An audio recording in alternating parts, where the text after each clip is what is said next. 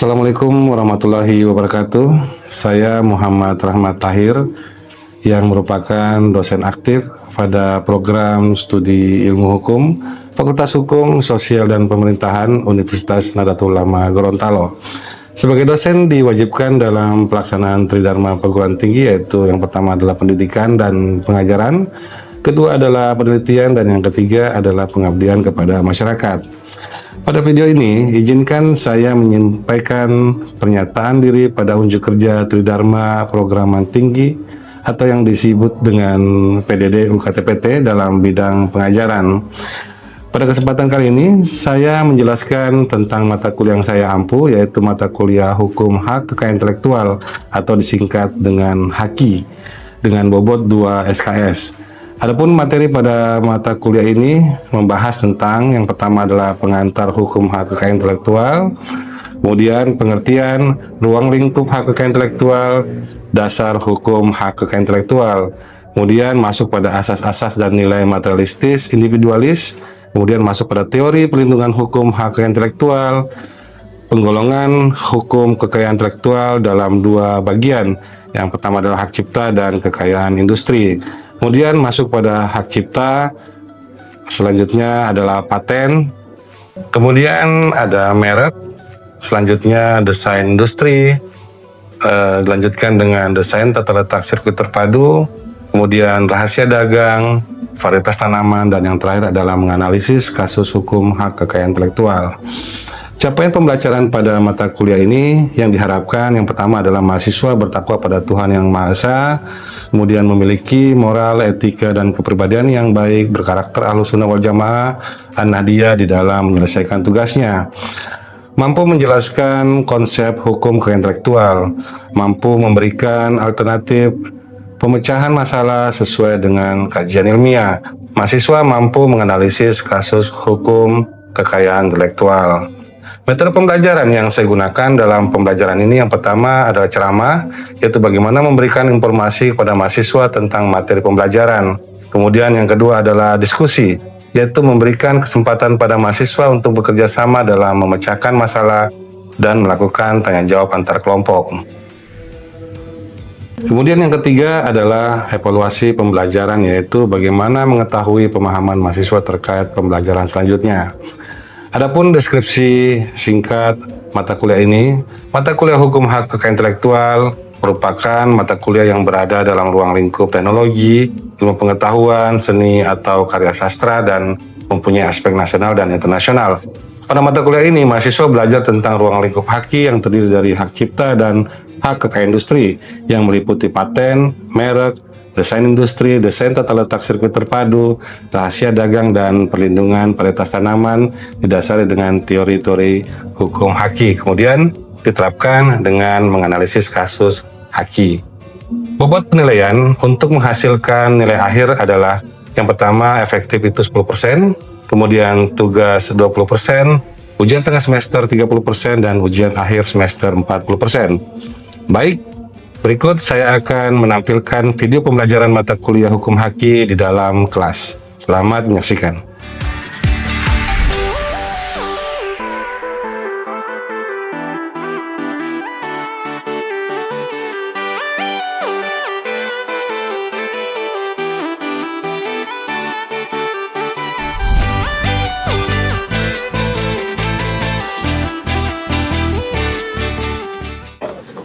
Assalamualaikum. Waalaikumsalam warahmatullahi wabarakatuh.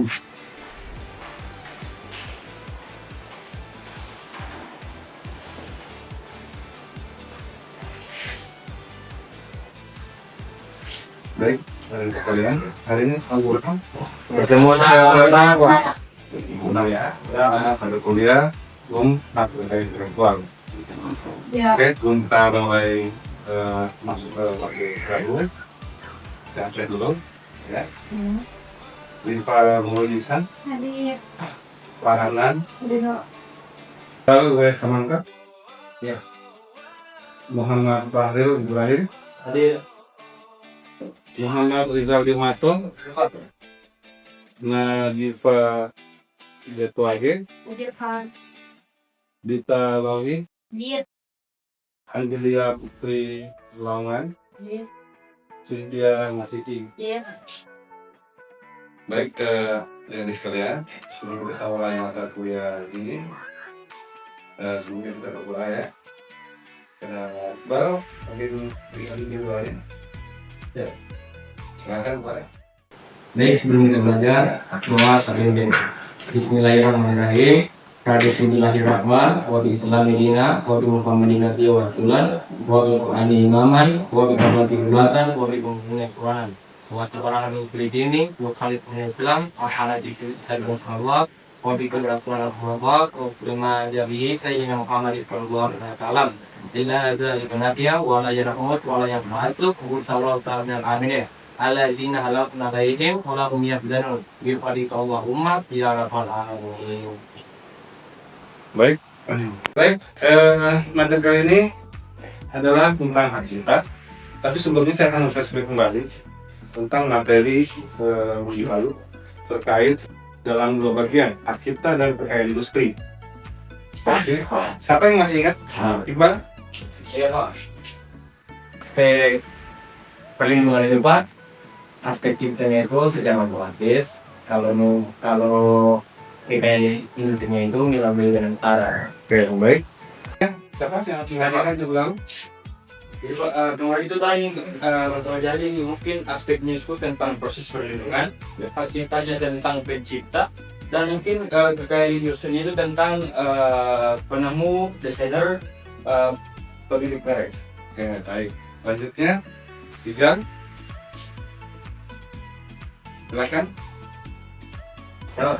Dari aspeknya itu seperti yang waktu aktifnya itu umumnya umur hidup plus 70 tahun dan kekayaan industri itu bervariasi 10-20 tahun. 10 sampai 20 tahun bisa diperpanjang. Oke, baik. Oke, baik. Sekarang masuk pada materi baru, ini hak cipta. Pengertian hak cipta, apa hak cipta itu? Hak cipta adalah hak eksklusif ya yang diberikan oleh negara kepada seseorang yang mempunyai kreativitas. Ya, kalau di sini terlihat eksklusif yang diberikan kepada pencipta atas hasil karya ciptaannya di bidang pengetahuan, seni, dan sastra. Hak ini memberikan kewenangan bagi pencipta atau pemegang hak cipta untuk mengumumkan, memperbanyak dan memberi izin atas penggunaan ciptaannya tanpa mengurangi batasan menurut peraturan perundang-undangan yang berlaku. Oke? Apa dasar pembuktian? Dasar pembuktian cipta itu diatur dalam Undang-Undang Nomor 28 Tahun 2014 tentang hak cipta. Nah, contoh karya hak cipta yang dilindungi, pertama ada buku, ya, ada tulisan ilmiah. Tulisan ilmiah itu bermacam-macam, bisa skripsi, kemudian ada tesis, ada disertasi, bisa ceramah, ya, bisa berbentuk karya ilmiah jurnal, bisa juga musik dan lagu, kemudian film, lukisan, fotografi, program komputer dan karya arsitektur. Jadi begitu banyaknya karya cipta yang, ya, contoh karya cipta yang dilindungi, yang merupakan semua ide kreativitas seseorang. Kemudian dalam hak cipta terdapat dua jenis hak utama yang dimiliki. Pertama, hak moral.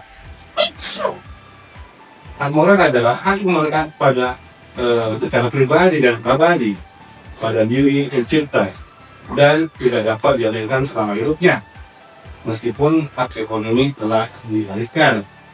Nah, isi hak moral menurut pasal 5 Undang-Undang Nomor 28 Tahun 2014, hak untuk mencantumkan atau tidak mencantumkan nama penciptanya pada ciptaannya. Kemudian hak untuk menggunakan nama alias samaran. Kemudian hak untuk membuat ciptaan sesuai dengan kesabutan, dan hak untuk membela haknya jika ada distorsi, kompilasi, modifikasi yang merugikan kehormatan atau reputasinya. Contohnya apa? Contoh yang seolah ekologis tetap berhak mengklaim namanya, ya, pada lukisan tersebut, bahkan jika lukisan itu telah dijual. Itu cipta hak moral, ya. Kemudian ada hak ekonomi. Apa itu hak ekonomi? Hak ekonomi adalah hak untuk mendapatkan manfaat ekonomi atas ciptaan melalui penggunaan data tersebut oleh pihak lain. Contoh ekonomi menggandakan hak cipta itu bisa tentu mendatangkan keuntungan bagi penciptanya, mendistribusikan, terus menyewakan, kemudian menyiarkan atau broadcasting, menampilkan atau mempertunjukkan di muka umum, mengadaptasi atau modifikasi karya, memberikan izin kepada pihak lain atas hak tersebut. Nah, hak ekonomi dapat dialirkan melalui jual beli, hibah, warisan, perjanjian lisensi dan lain-lain. Contohnya apa? Contohnya jika seorang musisi bisa memberikan kepada platform streaming untuk memutar lagunya dan memperoleh royalti sebagai bentuk pemanfaatan hak ekonomi. Ya, paham ya? Pendaftaran hak cipta. Mungkin di sini hari-hari ada yang merasa bahwa saya ciptaan, saya ingin mendaftarkan ciptaan saya. Jadi kita jangan hanya jadi penonton ya, ada ciptaan seseorang. Kita pun juga bisa menggunakan hak kita, punya kreativitas kita sendiri, menciptakan sesuatu, menciptakan buku, membuat jurnal. Kan nanti sini akan ini membuat skripsi ya. Nah, skripsi itu skripsi kita, skripsi itu adalah karya ilmiah, hasil karya kreativitas kita. Itu yang bisa kita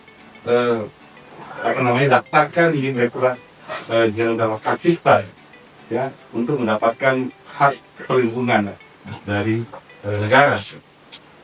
Nah, meskipun hak cipta itu secara otomatis, tadi ada sebuah pertemuan yang berlalu perbedaan antara hak cipta dan industri. Nah, hak cipta itu meskipun timbul secara otomatis setelah suatu karya diwujudkan dalam bentuk nyata, pendaftaran tetap penting dan disediakan oleh negara sebagai bukti administratif kepemilikan hak cipta. Dasar hukumnya apa? Dasar hukumnya pada nomor 796 ya, nomor 4 tahun 2021 tentang cara dan tata cara permohonan pencatatan ciptaan dan produk hak terkait. Tujuannya apa? Tujuannya memberikan bukti sah kepemilikan atas ciptaan yang memudahkan penegakan hukum jika terjadi pelanggaran dan memberikan kepastian hukum, kemudian mendukung proses komersialisasi karya, lisensi, jual beli dan lain-lain. Kemudian prosedur pendaftaran.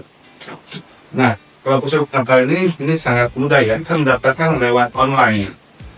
Dulu ya, mendaftarkan hak cipta itu cukup lama, berbulan-bulan tidak keluar sertifikat hak cipta tersebut. Tetapi dalam beberapa bulan terakhir ini, Direktorat Jenderal memudahkan mendapatkan hak. Bahkan dalam hitungan menit saja, karya cipta kita sudah bisa dikeluarkan sertifikatnya. Caranya apa? Caranya menyiapkan saja naskah cipta kita, kemudian KTP, email, dan membayar 200.000 untuk lembaga, ya, lembaga pendidikan salah satunya, kemudian 400.000 untuk pendaftar umum. Kemudian setelah itu didaftarkan melalui online dan membayar 200.000 melalui PNBP ya, untuk penerimaan negara dan pajak. Dan setelah itu tinggal menunggu saja verifikasi dan tidak lama kemudian keluarlah sertifikat hak cipta tersebut. Kemudian kita apa yang bisa didaftarkan? Nah, pertama karya tulis. Tadi saya sebutkan buku yang kalau bisa didaftarkan musikanya, bulan lagu dan musik. Dan program komputer, fotografi, seni rupa, lukisan, desain, karya arsitektur, sinematografi dan lainnya. Jadi begitu banyak kreativitas manusia yang bisa didaftarkan ya. Sehingga itu nanti akan menjadi hak ekonomi bagi penciptanya sendiri. Oke, lanjut. Baik, dari sekalian, sekarang kita masuk pada bentuk pelanggaran hak cipta. Tentunya ketika kita mengeluarkan kreativitas kita, menciptakan sesuatu, di balik itu biasanya ada seseorang lain yang ingin menggunakan karya cipta kita ya, tanpa izin. Nah, ada bentuk pelanggaran hak cipta. Membajak karya cipta, pembajakan lagu, musik, itu semua bentuk pelanggaran. Terus menggandakan dan menjual ciptaan tanpa izin. kemudian ada mengunggah atau menyebarkan ciptaan di internet tanpa izin, terus menggunakan ciptaan dalam pelanggaran komersial atau membayar royalti, dan mengklaim ciptaan orang lain sebagai diri sendiri. Itu semua bentuk pelanggaran yang dilakukan orang lain terhadap hak cipta orang lain juga, ya, sebuah file. Contoh kasus, mengunduh dan menyebarkan lagu atau film bajakan, nah itu pelanggaran. Kemudian menggunakan foto dari internet tanpa mencantumkan sumber atau izin pemiliknya. Jadi foto-foto yang di internet itu tidak serta-merta kita bisa gunakan. Tentu ada izin yang harus kita lakukan kepada si pemilik. Kalau tidak, tentunya nanti akan menjadi persoalan ya.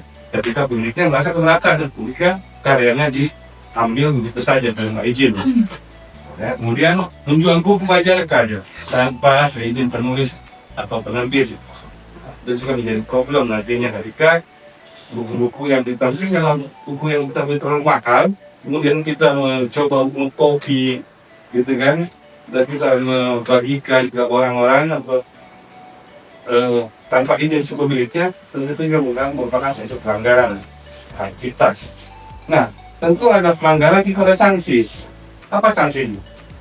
Sanksi pelanggaran hak cipta nomor tahun 28 tahun 2014, sanksi pidana itu pasal 113. Pelanggaran hak ekonomi. Oke, sanksi pelanggaran hak cipta ya menurut Undang-Undang Nomor 24 Tahun 2014. Sanksi pidana ya pasal 113. Pelanggaran hak ekonomi, penjara paling lama 4 tahun. Kemudian denda paling banyak 1 miliar rupiah. Dihadiri tentang terhadap pelanggaran hak cipta. Kemudian pelanggaran komersial berskala besar, penjara hingga 10 tahun, denda hingga 4 miliar rupiah. Nah, sanksi perdagangan, gugatan, dan kerugian oleh pencipta atau pemegang hak cipta.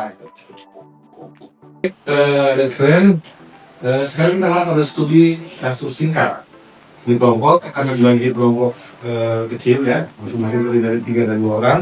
Silakan mungkin bisa bergeser. Tadi dia tempat di sini. Yang kedua, dan merasakan. Silakan saya berikan waktu kurang lebih 10 menit ya untuk menemukan kasus pelanggaran hak cipta. Oke, boleh ya? Oke, silakan dimulai. Baik, waktu habis. Sekarang saya mempersilakan kelompok ini di depan, Ipa. Kasus apa yang sudah temukan? Baik, saya menemukan contoh kasus fotokopi buku di sekolah. Ya.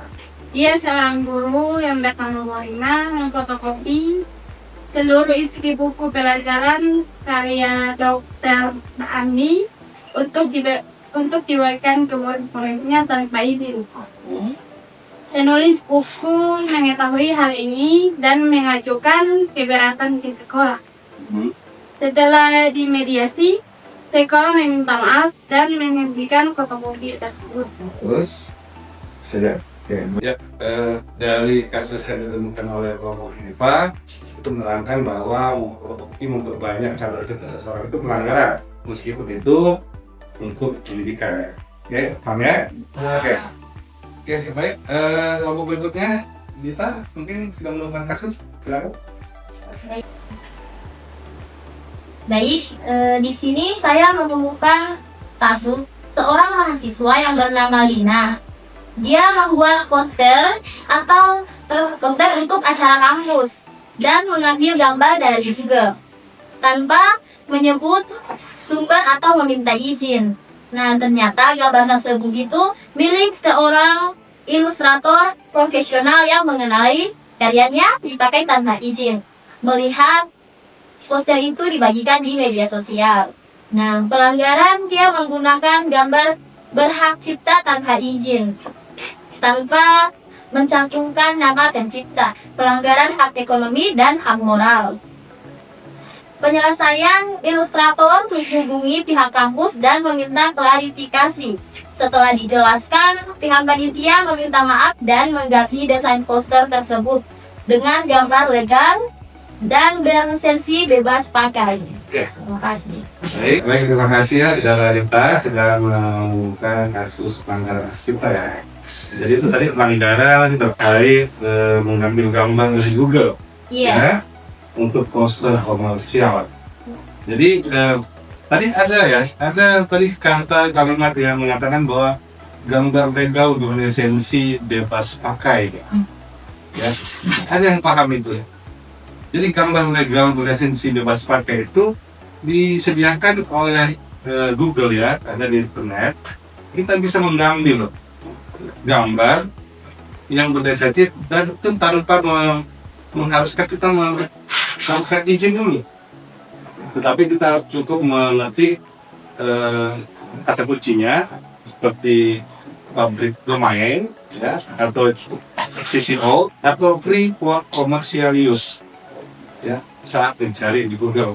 Nah, kabar-kabar tersebut itu bebas kalian copy karena memang penciptanya mungkin membebaskan.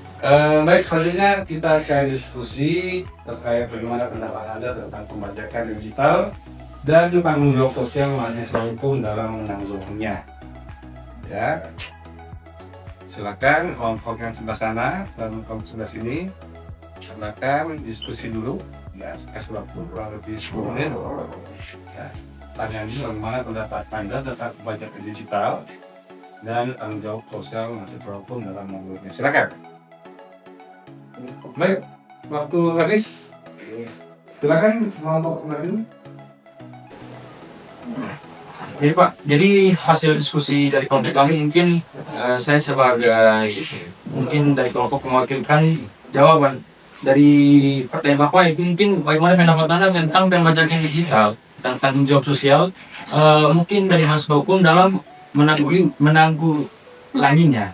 Nah, mungkin kalau kita perlu ketahui pembajakan digital itu adalah tindakan memperbanyak atau menggunakan atau memperluaskan lah mungkin karya digital seperti musik, film, mungkin buku elektronik, software atau gambar tanpa izin dari hak cipta tersebut. Nah, pendapat dari kelompok kami itu Pak, jadi bukan pembajakan digital itu bukan hanya soal hukum, tetapi juga soal moralitas dan mungkin kesadaran sosial. Nah, di era digital sekarang ini Pak, mungkin pelanggaran hak cipta sering terjadi atau sering dianggap hal sepele, padahal mungkin sangat kalau diketahui berdampak besar lah pada keberlangsungan karya dan hak pencipta. Mungkin sekian dari kelompok kami Pak. Oke, baik. Bagaimana tanggung jawab mahasiswa hukum dalam menanggulanginya?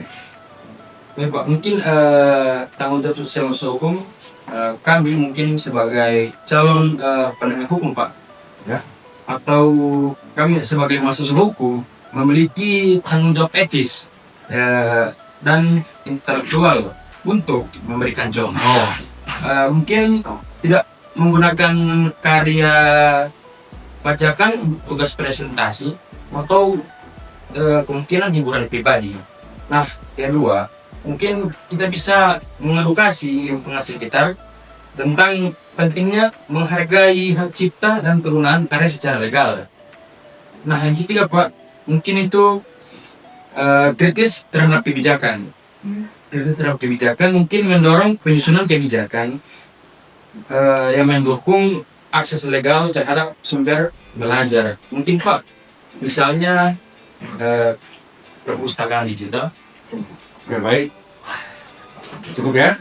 Sekarang kita masuk pada kelompok yang sebelah sana. Bagaimana hasil tentang diskusi kalian terkait bagaimana pendapat Anda tentang pembajakan digital dan tanggung jawab sosial mahasiswa hukum dalam menanggulanginya. Silakan. Baik, saya akan mewakili kelompok kami. Hasil diskusi kami yaitu pertanyaannya, bagaimana pendapat tentang pembajakan digital? Pendapat kami tentang pembajakan digital yaitu pembajakan digital mencerminkan prinsip kepatuhan terhadap hukum di era ekonomi. Akses mudah terhadap karya digital dari menyalahgunakan atau memikirkan dampaknya terhadap pemilik hak cipta. Bagi mahasiswa hukum, tanggung jawab sosial bukan sekedar memahami aturan, tetapi menjadikannya panduan dalam bertindak. Lebih dari itu, mahasiswa hukum juga memiliki peran edukatif dan advokatif, mengajak teman sebaya untuk menghargai karya orang lain, menggunakan pembenaran ilegal, serta memahami konsekuensi hukum dari pembajakan digital. Ya, baik, setelah tadi Prof. Silahana memaparkan yang berhasil diskusinya terkait bagaimana pendapat ya Anda tentang membacakan digital dan tanggung jawab sosial maupun apa menanggulanginya. Nah sekarang kita sudah masuk pada terakhir ya, kalau terakhir kesimpulan sosial. Jadi sebenarnya hak kita melindungi karya kan. Kalau sudah pencipta, secara otomatis sejak diwujudkan terdiri dari hak moral dan hak ekonomi. Hak kita dapat didaftarkan untuk memperkuat bukti hukum. Pelanggaran terjadi jika karya digunakan tanpa izin, termasuk gambar, musik atau buku. Penyelesaian sengketa bisa dilakukan secara damai melalui atau melalui pengadilan. Kemudian mahasiswa perlu bijak menggunakan karya lain dan memilih sumber yang legal dan bebas. Oke, kita sudah pada ujung perkuliahan. Ya, baik rekan sekalian, hari ini cukup kuliahnya ya. Materi terkait hak cipta. Jadi minggu depan, insya Allah kita ketemu dengan materi baru yakni tentang paten. Oke, kita ucapkan alhamdulillah amin. Kita tutup. Assalamualaikum warahmatullahi wabarakatuh.